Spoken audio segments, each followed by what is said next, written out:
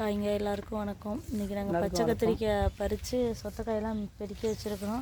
சொத்தைக்காய் சொத்தைக்காய் இதெல்லாம் சொத்தைக்காய், இது நல்ல காய் பெருக்கியாச்சு, பெருக்கி எடுத்து வச்சுருக்கோம். அன்றைக்கி ஒரு 2 3 நாளைக்கு முன்னாடி சிம்ரன் வந்து 10 பை அனுப்பி விட்டோம். 10 பை என்ன ரேட்டு என்ன அப்படின்னு சொல்லிட்டு இவர் இப்போ சொல்லுவார். ஸோ சிம்ரனும் 10 ரூபா தான், இதுவும் 10 ரூபா தான். ரெண்டுமே ஒரே ரேட்டுக்கு தான் போகுது. எல்லாம் ரெண்டும் சேர்த்து தான் அனுப்பிச்சி விட்டோம். பாருங்கள் எப்படி இருக்குன்ட்டு.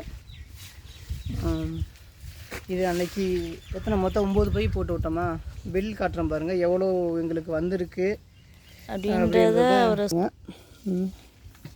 இது மொத்தம் வந்து 9 பைங்க, 33 கிலோ 59 கிலோ, அது மாதிரி மொத்தம் வந்து 509 கிலோ மொத்தம். அது கிலோ 10 ரூபா அப்படின்னு கணக்கு பார்க்கும்போது பார்த்தீங்கன்னா 5090 ரூபாய். இது மொத்தம் பிடிச்சது பார்த்தீங்கன்னா 1900 ரூபா பிடிச்சிருக்காங்க. அது இது 500 ரூபா. இது வந்து கமிஷன், இது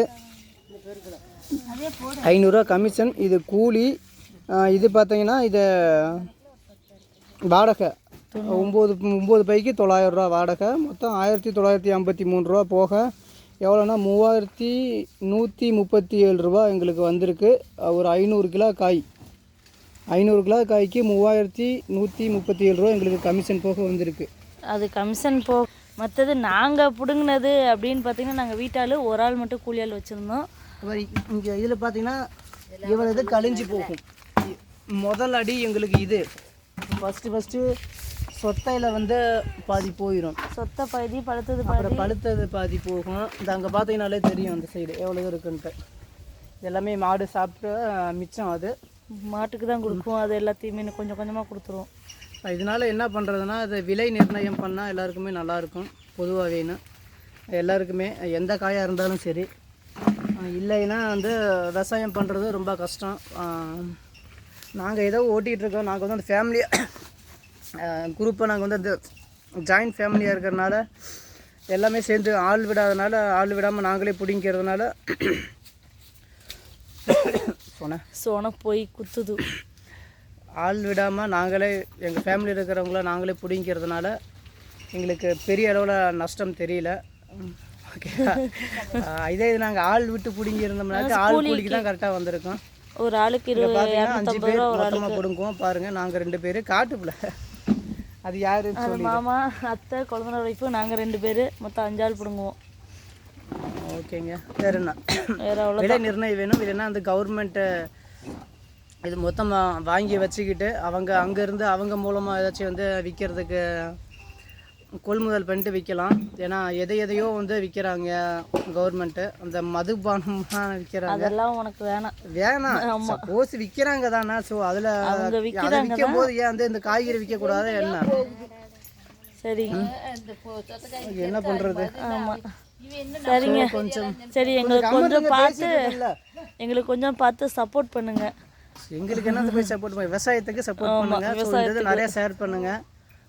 நிறையா யாருக்காவது மேலே அதிகாரிகள் யாராச்சும் பார்த்து இதுக்கு ஏதாச்சும் ஒரு ஸ்டெப்பு எடுத்து ஒரு விலை நிர்ணயம், இந்த பச்சை கத்திரிக்காய்னா இவ்வளோ தான் விவசாயிகிட்டேருந்து வாங்கணும், மக்கள்கிட்ட இந்த ரேட்டுக்கு தான் விற்கணும் அப்படின்ற ஒரு ஒன்று வச்சா நல்லாயிருக்கும். அப்புறம் அதே மாதிரி பார்த்தீங்கன்னா இந்த சிம்ரன் இருக்குது, சிம்ரனும் ஒரு ரேட்டு. இது மாதிரி முருங்கை அதுவும் ஒரு ரேட்டு, தக்காளினா தக்காளி ஒரு ரேட்டு. ஃபிக்ஸட் பண்ணிக்கிட்டால் எங்களுக்கு வந்து விவசாயம் பார்க்குறதுக்கு எங்களே மாதிரி நிறைய பேர் ஆர்வமாக விவசாயம் பார்ப்பாங்க. இல்லைன்னா வந்து யாராச்சும் ஒருத்தர் அங்கங்கே பண்ணிகிட்டு இருப்பாங்க. விவசாயம் இப்போ நிறைய அழிஞ்சிட்டு வர்றது நிறைய பேருக்கு தெரியும். ஆக்சுவலாக பார்த்தீங்கன்னா நிறையா ஃப்ளாட்லாம் போட்டு வச்சுருக்காங்க. அந்த நம்ம வீட்டு பக்கத்துலேயே பார்த்தீங்கன்னா ஃப்ளாட்லாம் நிறையா போட்டு வச்சுருக்காங்க. விவசாய காட்டெல்லாம் ஃப்ளாட்டாக போயிட்டுருக்குது. அப்புறம் யாருமே விவசாயமும் பண்ணலைன்னா ரொம்ப கஷ்டம் சாப்பாட்டுக்கு.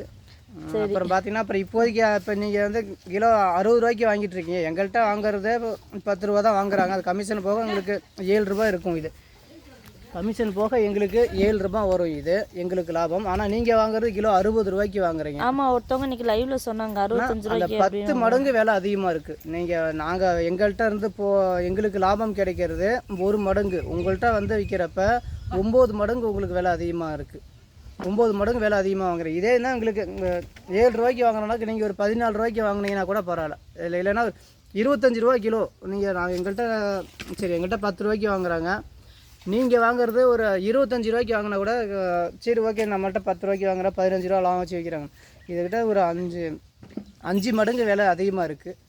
ஸோ ரொம்ப கஷ்டம், விவசாயம் பண்ணுறது ரொம்ப கஷ்டம். அதனால் கவர்மெண்ட் ஏதாச்சும் ஒன்று ஸ்டெப்பு எடுத்து பண்ணணும். அதானே?